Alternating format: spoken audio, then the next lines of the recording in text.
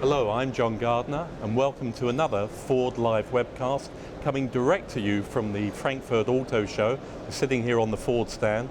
Today we're going to be talking about another important technology in the European automotive marketplace, all-wheel drive technology. And to help to explain this technology and its place in the market to the audience, I'm delighted to say that I'm joined by Derek Ward, who is Ford of Europe's technical expert for all-wheel drive systems, and also by renowned UK journalist Hilton Holloway. So, gentlemen, welcome and thanks for being with us today. And Derek, if I could start with you, could you tell us a little bit of background about the Ford story? We're here at Frankfurt, we've got an entire stand full of all-wheel drive vehicles, so can you give us a bit more detail about that, please? Yeah, I mean, by 2016 we're planning to have all-wheel drive or four-wheel drive on 50% of our range. So that means 8 out of 17 car lines. So that's Cougar, S-Max, Galaxy, Mondeo, Transit, Ranger and Edge. And we think it's something that gives the customer an everyday benefit, comfort, safety, confidence in that. So almost a system for every Ford customer out there potentially. Yeah. Pretty much, yeah. And Hilton, if I could ask, I mean, I think the situation for a lot of people is they understand about four-wheel drive systems and what they mean in terms of off-road capability. But can you say a little bit about all-wheel drive systems and what that means for customers that say buy a Mondeo or an S-Max? How does that enhance their driving experience? Oh, quite a great deal. I'm personally a big fan of what I call road-going 4x4. I've driven so many cars over the last 20 years, and really having all-wheel drive, the ability to put the power down on all four corners of the car it's only when you experience it that you realize how useful it is. So obviously in bad weather you have to make an overtaking maneuver, the road's not very smooth, there's cameras going the other way. It'll be 4 or 5 seconds when you're overtaking and you realize, wow, this car is really stable despite the weather, despite the road conditions. It's sitting down, you feel very confident, you know where it's going. And once you've experienced that a few times, it's quite hard to give it up, really. And how's the market changing in Europe in relation to all-wheel drive technologies? I think it's actually it's rising up. It's about 15% uptake, I think, across Europe for most cars, about 50% for the big SUVs. It's possible that's going to, well, hopefully, I would say hopefully, because I'm a big fan of the idea, it will something that people will understand better, and they'll start to take it on in their consider it as something to when they purchase their next car.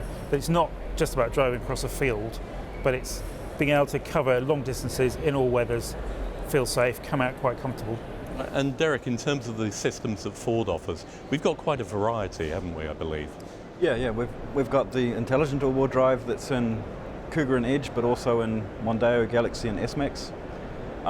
It's a system that uses a clutch to actively send torque to the rear axle when needed, but only when needed. So if the system detects the driver driving in a sporty manner or slippery roads or so forth, it starts distributing the torque as needed, but if it's not needed, it gets out of the way and improves our CO2 and fuel economy balance. Then we've got intelligent all-wheel drive and Transit, which sends torque to the front axle instead of to the rear. Transit's a base rear-wheel drive vehicle, and it has an extra lock button for more extreme situations off-road. Then there's the Ford Performance all-wheel drive and the Focus RS. Brilliant system, brilliant car. There we can individually balance the torque between the rear wheels to help turn the car into the corner or straighten it out of the corner again so we can accelerate right on the limit. And finally, the switch on the fly system in Ranger, the serious off-road system, push button on the fly into 4 high, up to 120 kilometers per hour, and it's got a low range as well for when the going gets really tough. In terms of Ford sales of all-wheel drive technologies, are we seeing those really feeding through into the marketplace? Are we seeing a rise in sales? Yes, we are. 2014 we sold 46,000 passenger cars with all-wheel drive.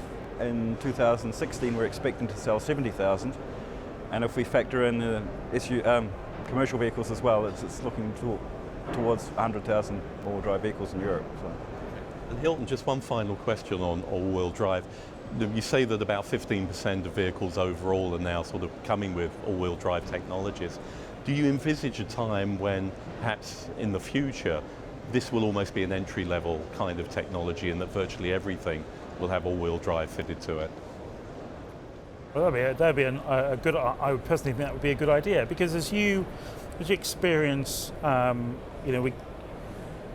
more extreme weather perhaps, and certainly the road system deteriorates somewhat because there's a lot of road in Europe. And I think the idea of having a car, you look at that car and you think that will take me pretty much anywhere in any weather, and I know I'm going to get there safely and comfortably. I think it's quite a big draw. So it's really one of those technologies that once experienced, it's sort of never forgotten, and exactly. you always want to have it regardless of what type of vehicle you're driving. Very hard to give up.